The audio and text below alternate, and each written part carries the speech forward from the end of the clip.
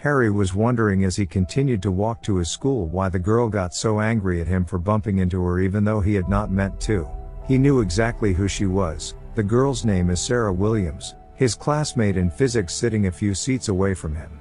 The one with an air of peculiarity and a sense of snobbery. The girl who was always able to answer any question their teachers may have asked during class participation at any given time. She was the one who seemed to be always on point. It even seems like there was this one discussion that he will probably recall, something about. His attention was briefly caught by the darkening clouds above him as if black paint had melted and wiped away the beautiful blue sky that had greeted them just moments before. There were still a couple of blocks to the school, and he took the shortcut he was sure only he and a few others knew. Who would have chosen to begin their day in these narrow, lifeless alleyways? While he worried about rain starting at any minute, it would only be a short turn for him, so he could take covers if needed and get to the school as soon as possible. Upon turning a corner, another isolated alley welcomed him. With a few quite full large bins on its side, he found it so dim. It's okay, he whispered to himself. Hopefully, this will shorten his day. Sarah Williams' temper really got him out of whack. What else could be something bad that can happen to him aside from that, right?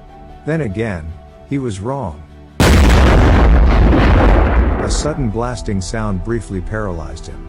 When he heard the explosion, he couldn't feel his legs for a moment while he was trying to work out where it was coming from. It was a voice from a man who was in pain. He heard some movement somewhere nearby. His mind was racing to find the man he heard but did not recognize a shadow of a man standing at his back breathing heavily. Perhaps it was the last count of bravery Harry had left in him, and he turned back to look behind him and saw whose shadow stood. He got startled by a man who was heavily muscled and seemed like someone who just came from a fight. No. More correct to say, a battle. Anguish, fear, and anger were all written on the man's face, and bruises nearly covered his body. When Harry saw this stranger for the first time, he waved his arms unconsciously, as though he would be out of balance, but then something strange happened next. As soon as the boxes had quietly settled on the side, the bin started flying up in a rumble, with black smoke suddenly covering them. He caught the man's eyes once more, and he saw that he was terrified. Terrified of him. You. The stranger pointed at him. It was a deep, manly voice full of anger. I will fight you down. Harry was startled and had no idea what to say.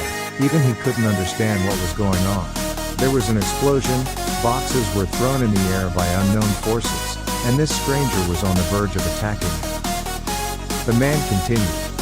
Your kind is no place in our world. The man stood ready, clenching his fists, armbands painted with blood and bruises, and legs standing strong just a few steps away from him. At that moment, Harry only knew one thing. He had to run. He hurried to run away from it. To where? He had no idea. But yes, for now, there is only one safest place in his heart, and his heart knew where to go, and it signaled his feet to go to that safe haven that he had found. That old library where his books were. As he ran, he could hear the man's breath deafening his ears. He was being chased, and Harry heard exactly what the man was shouting behind him. To live is to fight. To fight is to live.